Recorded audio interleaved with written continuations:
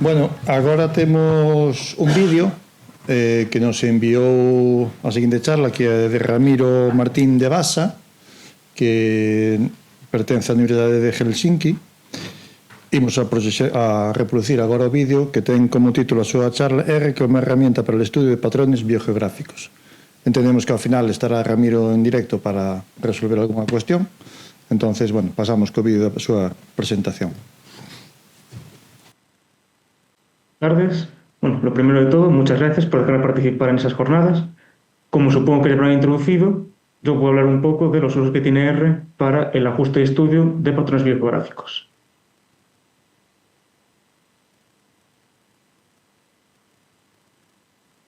Una de las primeras observaciones que se hace y que se puede ver en la naturaleza cuando se estudia ecología es el cambio de las comunidades entre diferentes localidades. Es decir, que lugares con diferentes condiciones de precipitación, temperatura, temperatura mínima, temperatura máxima, o simplemente separados en el espacio, tienen diferente composición de comunidades. Es decir, que tienen diferentes especies, básicamente. Una vez que se estudia este cambio en composición de comunidades y también algún estudio genético, se pueden diferenciar diferentes patrones. Dos de los patrones más interesantes y en los cuales nos centraremos aquí son el distance decay y la relación entre la distancia genética y la distancia espacial. El distance decay básicamente se define como la disminución de la similitud entre comunidades, de la similitud en composición de especies con la distancia espacial. Básicamente esto es un poco lo que decía, de que cuanto más alejadas están dos localidades, sus especies son distintas. Y cuanto más alejadas, más distintas serán. Y la relación entre la distancia genética y la distancia espacial es algo similar, pero con cuestiones genéticas. Cuanto más alejadas están dos localidades, más diferente será la composición genética de las especies que allí viven, incluso evolutivamente podrían ser más diferentes. Centrándonos en distance decay, que es el que va a ocupar la mayor parte de esta presentación, como he dicho, se define como la disminución de la similitud entre comunidades con la distancia espacial. Y normalmente, como los dos patrones, se estudia ajustando funciones paramétricas a esta relación entre la similitud y la distancia. Las funciones paramétricas son muy útiles para estudiar este tipo de patrones porque a través de sus parámetros se pueden inferir diferentes procesos y también se pueden hacer comparaciones dependientes, se pueden hacer diferentes cuestiones que al final tienen una interpretación biológica y ayudan mucho a entender cómo se ha llegado al estado actual de las comunidades, cómo van cambiando y qué diferencias hay entre unos lugares y otros o entre unos grupos de especies y otros. Por ejemplo, entre plantas y animales que vuelan, animales que no vuelan. Se pueden hacer todo ese tipo de estudios y de comparaciones, porque evidentemente esta clase de patrones cambia dependiendo un poco no solo de las características geográficas o de las características del lugar estudiado, sino de las características de los grupos de animales o plantas que se estudian. Una de las utilidades principales que tiene el distance decay es estudiar no solo cómo cambian las comunidades con la distancia, sino también cómo cambian las comunidades con el clima. Es decir, básicamente distancia climática de cómo son de diferentes dos localidades o varias localidades en cuestión de condiciones climáticas. Este estudio también es bastante interesante porque se puede ver cómo puede cambiar diferentes comunidades o cómo puede afectar el cambio climático a la composición de las comunidades, si puede afectar a las comunidades actuales, si no hay cambio y qué otras comunidades podrían estar afectadas y podrían ocupar los lugares que irán cambiando también con el clima. Las tres funciones principales que se usan para el estudio del distance decay son la power law, la exponencial negativa y la función de Gompert, una función sigmoidal. La power law y la exponencial negativa son funciones, digamos, algo más históricas, que se ven utilizando desde hace más tiempo, pero en el 2022 propusimos el uso de la función de Gompert, de una variación, de hecho, de la función de Gompert para el estudio del distance decay. Esto ocurre básicamente porque hay circunstancias en las que dos comunidades o dos localidades muy cercanas pueden tener comunidades iguales, es decir, se pueden encontrar las mismas especies en las dos localidades.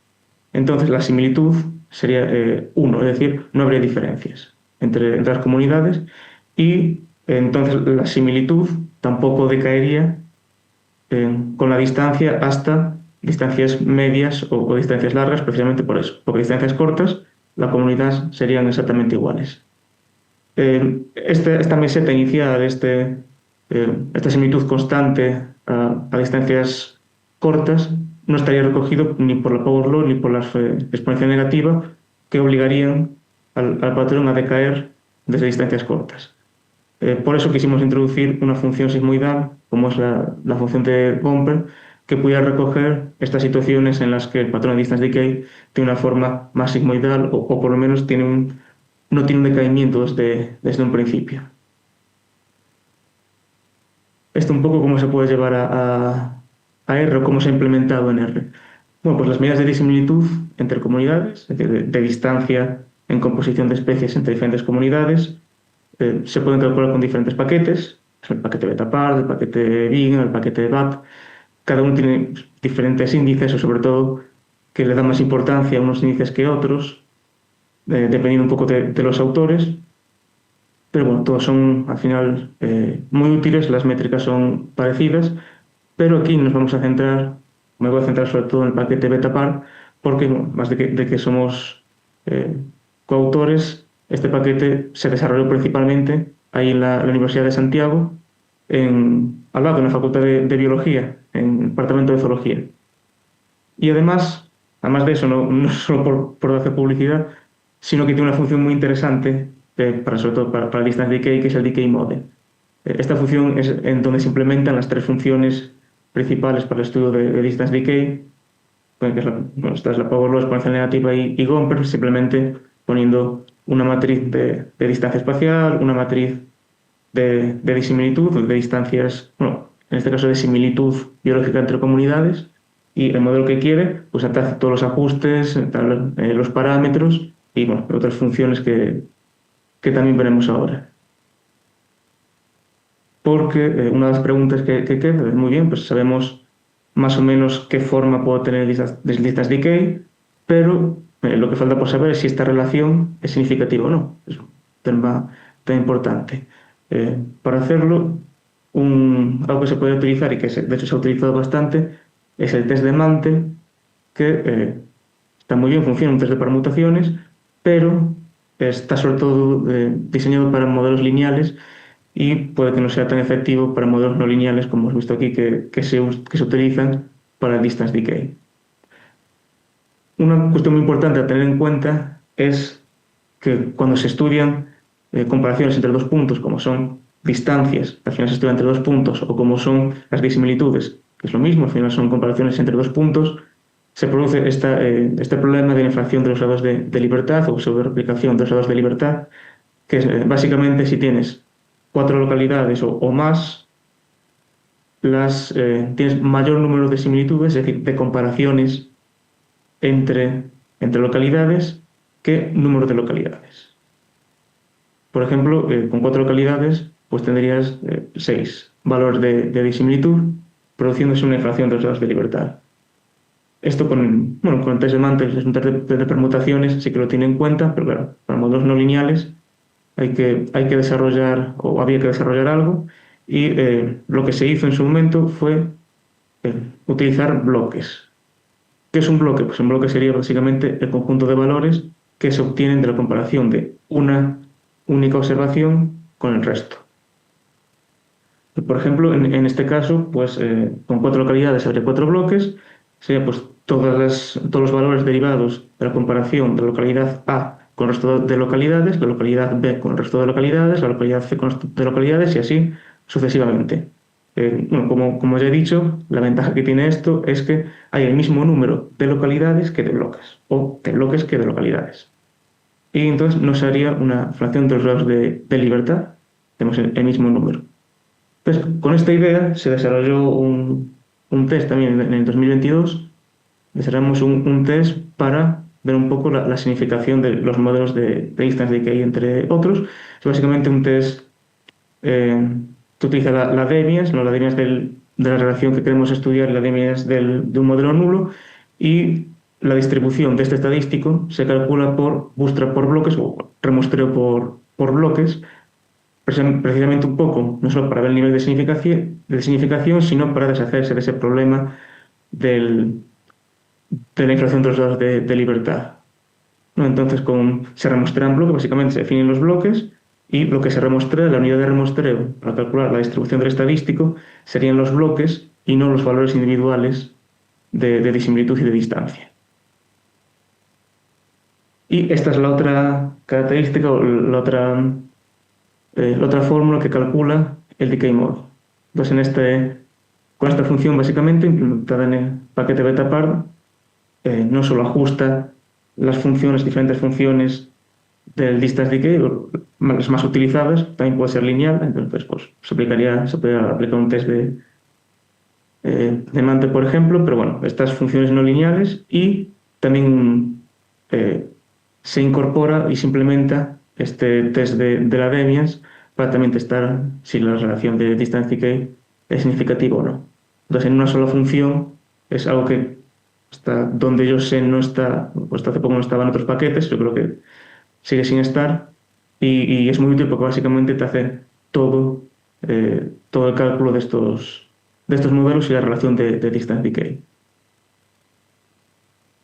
Y luego otra pregunta que quedaba es, vale, tengo un modelo de distance decay, sé si es significativo o no, sé qué forma tiene, a forma me refiero a qué función es la que mejor ajusta, es una power law, si es una Gomper, por ejemplo, pero si tengo dos modelos y los quiero comparar, ¿qué hago? ¿Qué es lo que tengo que hacer? Entonces esta era nuestra siguiente pregunta y fue nuestro siguiente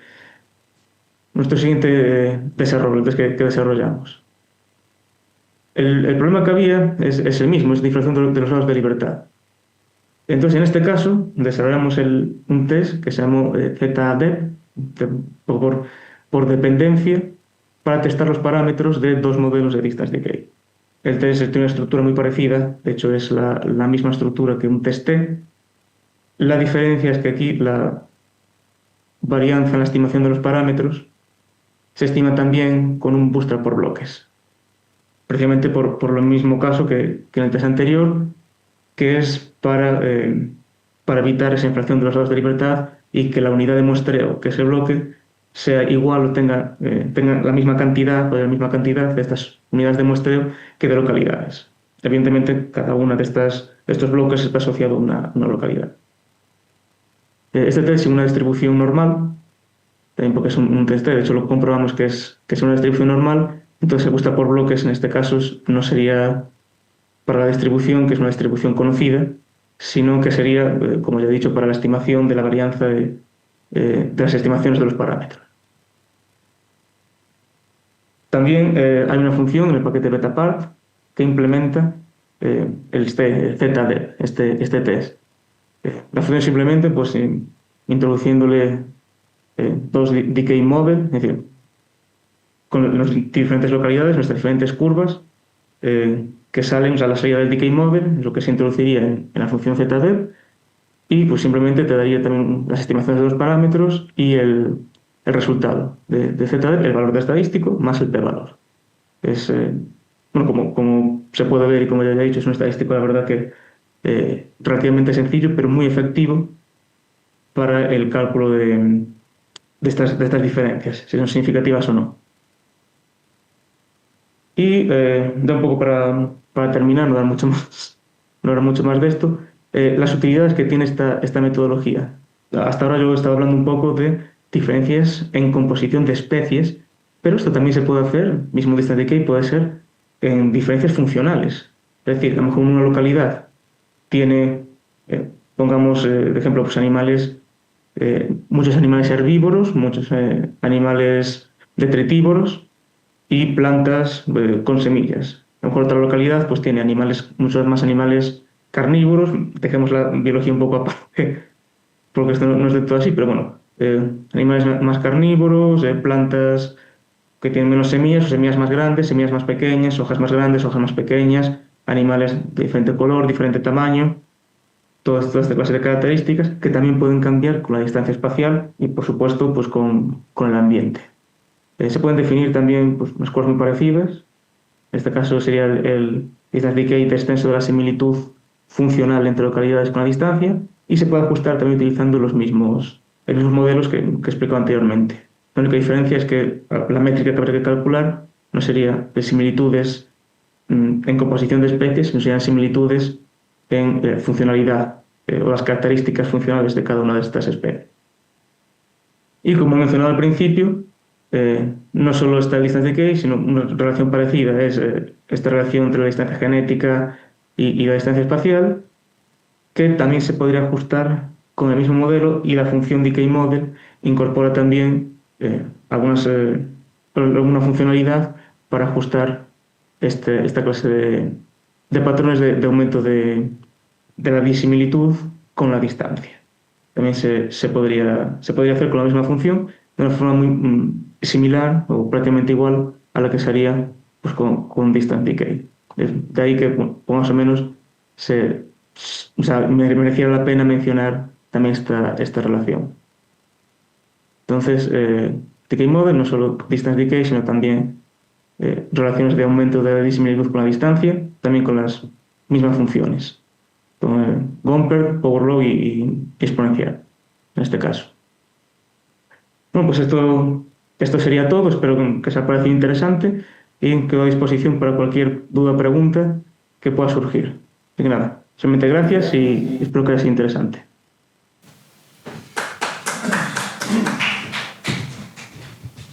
Bueno, buena opinión por aquí.